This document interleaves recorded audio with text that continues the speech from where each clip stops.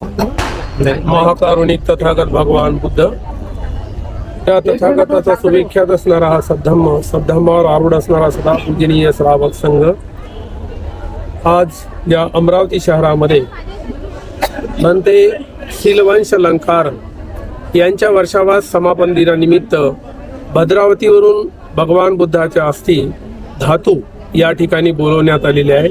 ह्या धातू श्रीलंकेमधून पञ्ञातीस बंतेजी नाप्पावल पञ्ञातीस महाथेरू यांनी कुशिनारा बुद्ध विहार भद्रावती सुंठाना या ठिकाणी त्यांनी दान दिलेले आहे। बऱ्याच वर्षापूर्वी त्यांनी आणलेले आहे आणि त्या विहाराला दान दिलेले आहे।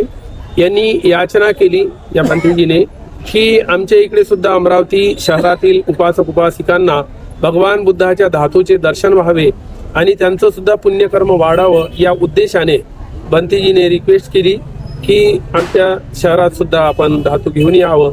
तर त्यांच्या आग्रहानुसार या ठिकाणी मी भगवान बुद्धाच्या धातू आणलेले आहे। बंतेजीनं त्या धातू भारतामध्ये आणलेले आहे, त्यांना श्रीलंकेमध्ये विहारामध्ये त्यांना मिळालेले आहे।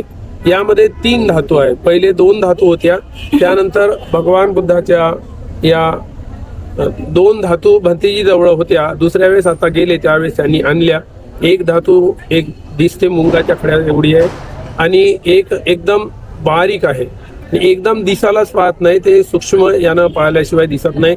3 धातू यामध्ये आहे। भगवान बुद्धाच्या ज्या अस्थी असतात त्या अस्थीमध्ये जे मज्जा असते, लिक्विड असते, ते भगवान बुद्धाचं शरीर अग्नीमध्ये जाळत असताना त्या मज्जा जमा होतो आणि त्याचे खडे बनतात, लिक्विडचे खडे बनतात, त्याला धातू म्हणतात। अस्थी ह्या हड्ड्या असतात, यामध्ये धातू आहे, अस्थी नाही, म्हणून भगवान बुद्धाच्या शरीराची ही धातू आहे। त्या पूजा करण्यासाठी पञ्ञातीस बंतेजीने विहाराला दिलेली आहे। त्यामुळे यांच्या शीलवंश अलंकार या बंतेच्या आग्रहास्तव या ठिकाणी तुम्हाला सर्वांना या धातूचे दर्शन होत आहे।